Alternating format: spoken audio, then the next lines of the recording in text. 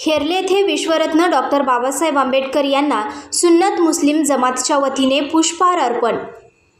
विश्वरत्न doctor Babasaheb Ambedkar यांची 134वी जयंतीनिमित्त हेरले गावातील संयुक्त बौद्ध समाज यांच्या वतीने काढण्यात आलेल्या भव्य मिरवणुकीमध्ये संयुक्त मुस्लिम समाज हेरले यांनी सहभाग घेऊन डॉक्टर बाबासाहेब आंबेडकर यांच्या प्रतिमेस पुष्पहार अर्पण करून अभिवादन करण्यात आले व बंधुभाव जोपासण्यात आला।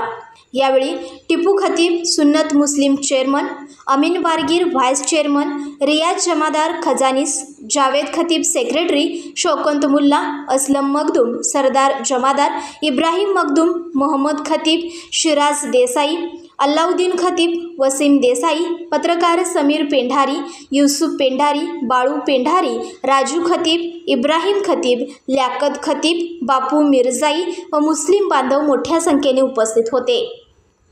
आमच्या चॅनलला लाईक करा, शेअर करा, सबस्क्राईब करायला विसरू नका।